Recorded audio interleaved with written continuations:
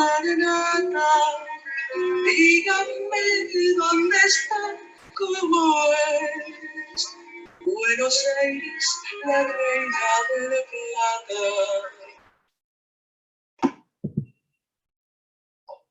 Como previo a la exposición, quiero dejar un profundo agradecimiento a la Subsecretaría de Profesionales y al doctor Napoli de la Asociación Calabresa.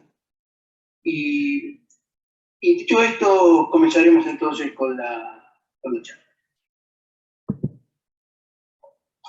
En otra oportunidad me tocó hablar de la influencia de la cultura italiana en el habla de Buenos Aires, que derivó en una importante presencia en nuestra lengua y, naturalmente, en la literatura, la poesía, el teatro, las letras de tango y en otras artes como la música. Hoy hablaremos de un arte diferente en sus manifestaciones y en su importancia: la arquitectura, la rama de la ciencia-arte que dio forma a la ciudad, donde veremos que la presencia italiana se manifiesta desde que nuestro país dejó de ser una colonia para pasar a ser la gran aldea del siglo XIX y luego, en el siglo XX, la metrópolis que es hoy. No tengo duda que todos conocen la arquitectura de Buenos Aires como un hecho cotidiano al que recorremos diariamente como algo propio y que a veces parece que siempre hubiera sido así, como la vemos y como la vivimos, pero no. La arquitectura de Buenos Aires fue creciendo lentamente en estos algo más de 200 años de vida independiente, con el aporte de muchas de las culturas llegadas desde países europeos culturalmente mucho más avanzados. De esas culturas y de esos países, hoy nos ocuparemos brevemente de Italia y los italianos. Las primeras manifestaciones de ese aporte italiano aparecen cuando empieza a modificarse la matriz arquitectónica española del ex virreinato. Es un ejemplo el templo de San Ignacio. Su construcción comenzó en el año 1712 con diseño del arquitecto jesuita Juan Claus, en la que tuvieron participación junto a otros arquitectos no italianos, los mencionados padres Bianchi y Primoli. Los trabajos de construcción terminaron en el año 1734. En este edificio fueron usados por primera vez en la ciudad de Buenos Aires ladrillos cocidos. Antes se utilizaban los de adobe, provenientes del primer horno de ladrillos de la ciudad. Las primeras manifestaciones italianas en la construcción urbana comenzaron en la primera mitad del siglo XIX con la edificación de obras privadas y públicas para diversos caudillos provinciales. Algunos historiadores cuentan que los italianos estaban más del lado de los federales, mientras que los unitarios se volcaban a otras líneas y técnicas europeas. Pero hay una excepción a destacar, la de Carlo Zucchi, italiano de Reggio Emilia. Llegó a Buenos Aires en 1826 y proyectó varios edificios públicos y privados que nunca se construyeron, pero participó en el diseño de la catedral y en la ampliación del cementerio de la Recoleta.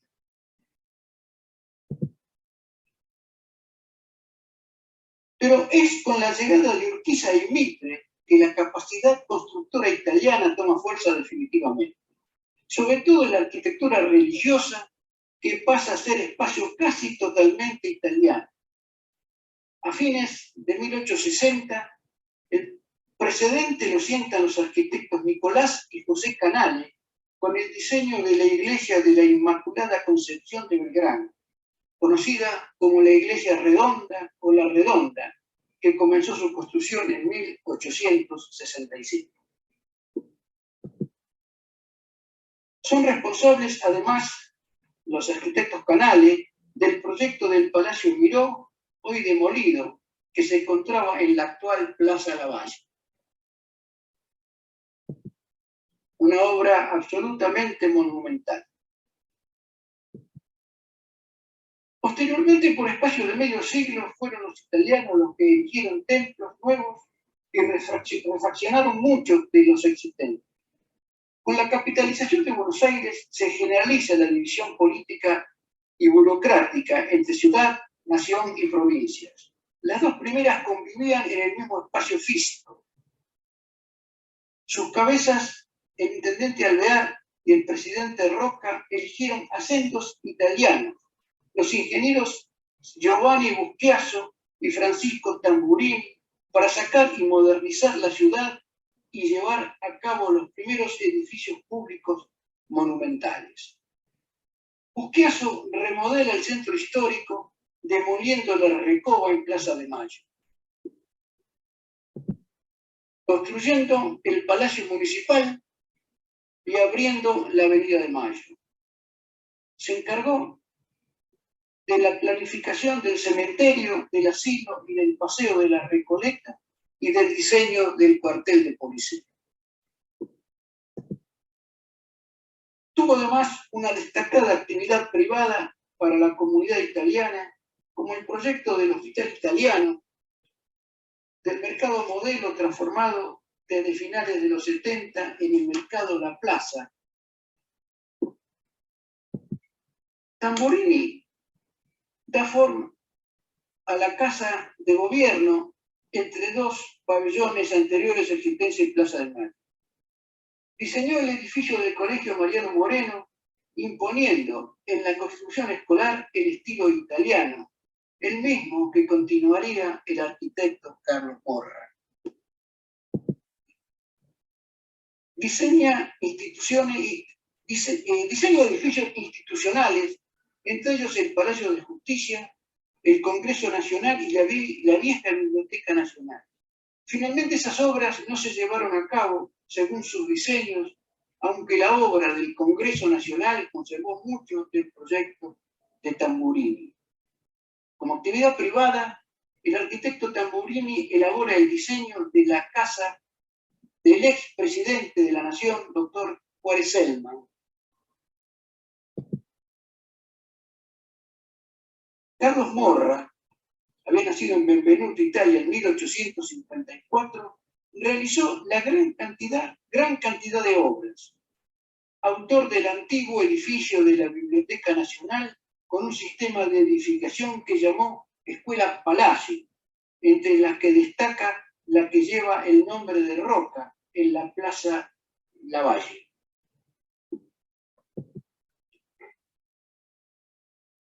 También Tamburini ganó el concurso privado para la construcción del Teatro Colón y a su muerte lo sucede su colaborador, Vittorio Meano, también italiano nacido en Susa, cerca de Turín, quien revisa el diseño y lo transforma en el proyecto que hace del Teatro Colón de Buenos Aires una de las salas líricas más importantes de Occidente. Vittorio Meano gana el concurso internacional para la construcción del Congreso Nacional en 1895. Retoma el proyecto del arquitecto Tamburini y con una visión más modernista consigue una gran pieza de estilo risorgimento. Toma para esa obra como modelo el Parlamento alemán, el Reichstag de Berlín, recién inaugurado, y a diferencia del remate superior con un domo, con otro concepto, como tenía la obra alemana, lo corona con una alta cúpula a la manera de la Mole Antonelliana de Turín, aunque de geometría diferente. Aquella es de planta cuadrada y esta es circular. La obra del Congreso será el comienzo de la virtualización de la imagen metropolitana de Buenos Aires, que reforzarán otros italianos con grandes edificios de características neoclásicas en los alrededores del Congreso. Para los años del centenario, la arquitectura italiana en la Argentina tiene posiblemente su momento de mayor vuelo. Se produce el arribo a Buenos Aires de un importante grupo de arquitectos para trabajar en la Exposición Internacional del Centenario. Fueron los arquitectos Francisco Gianotti, piamontés, Mario Palanti, milanés, y Virginio Colombo, también milanés. Su tarea culminó con la realización de un importante pabellón italiano que sobresalió durante la exposición. Instalados en Buenos Aires, estos profesionales desarrollaron una obra arquitectónica destacable y hasta hoy reconocida. Sus edificios están entre los más originales del novecentismo, una combinación de futurismo y Art Nouveau. Son de esa época importantes obras de arquitectura palaciega que se desarrollan en los alrededores del Congreso.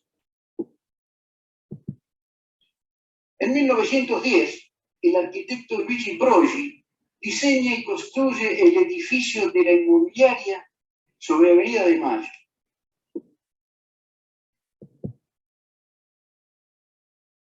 De la misma manera, es el autor del proyecto de la casa que se conoció como de las señoritas Baudot.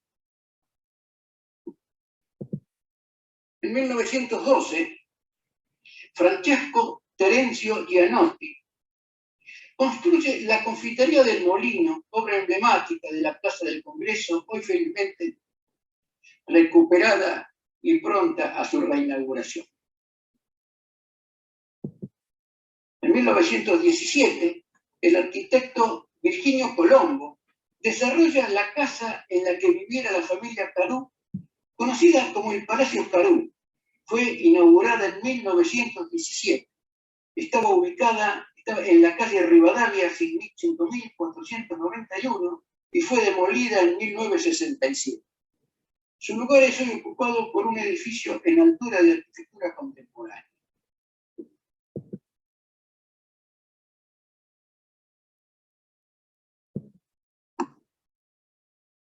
Se ocupó, además, el arquitecto Colombo, de la realización de la ornamentación de los interiores, capiteles y cielorrasos del Palacio de Justicia.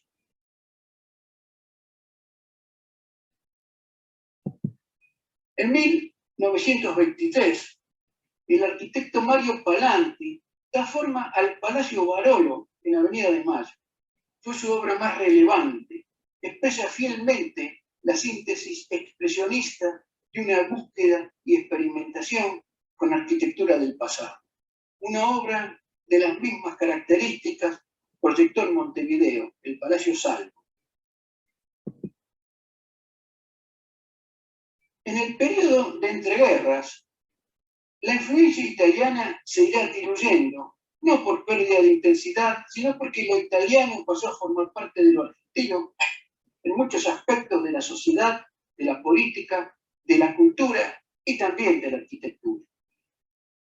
Creo que a esta altura del relato cabe un recuerdo y valoración de la secular tradición italiana del arte de construir. La Argentina recibió todo un bagaje de saberes arquitectónicos muy variados.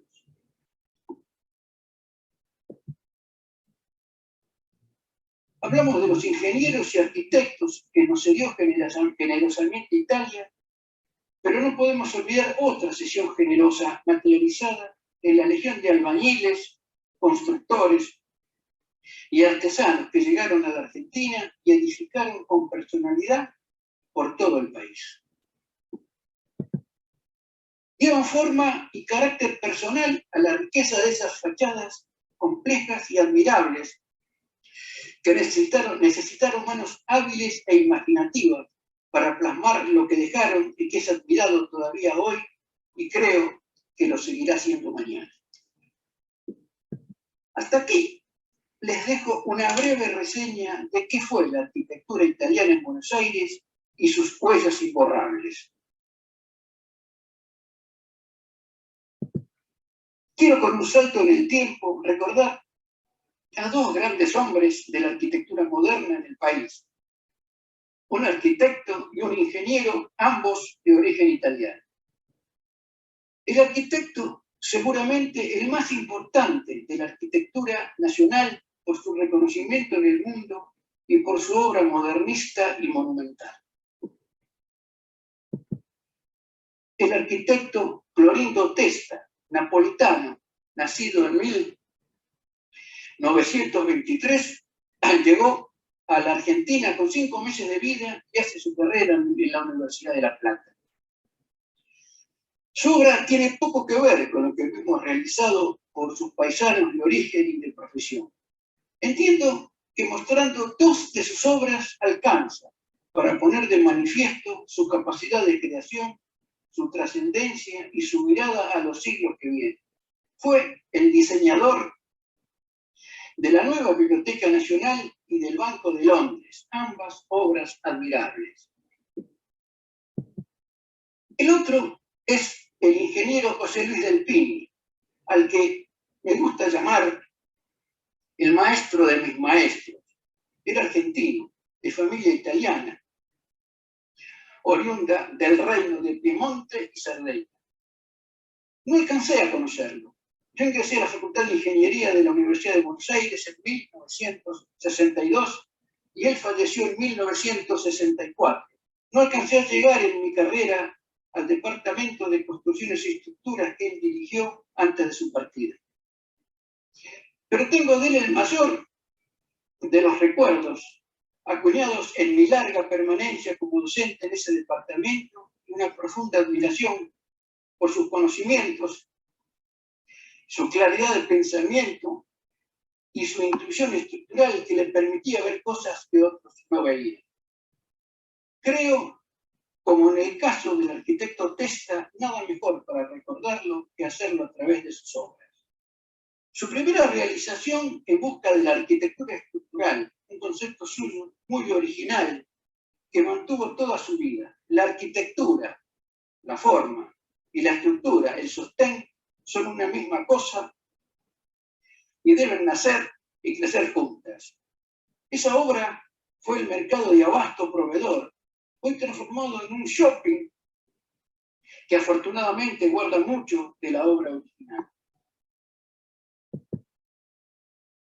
Otra obra emblemática del ingeniero del Pini es el estadio del Club Boca Juniors, la Bombonera.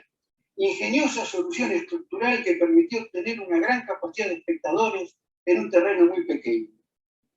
El mercado Vélez Sarsfield, con una cúpula central de 60 metros de luz y muchas otras obras, siempre con un original y casi desconocido despliegue estructural en hormigón armado para su tiempo.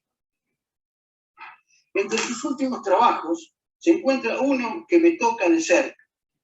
Es el proyecto que hizo para el estadio del Club Atlético San Lorenzo de Almagro, que no es el que están viendo en la imagen, ese es el histórico estadio de Avenida La Plata.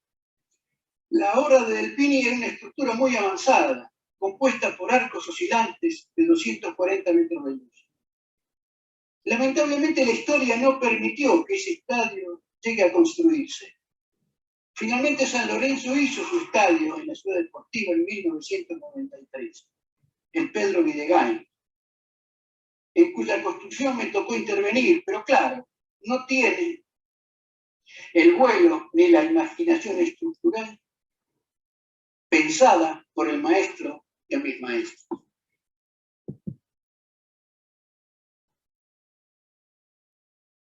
Eso es todo. Muchas gracias.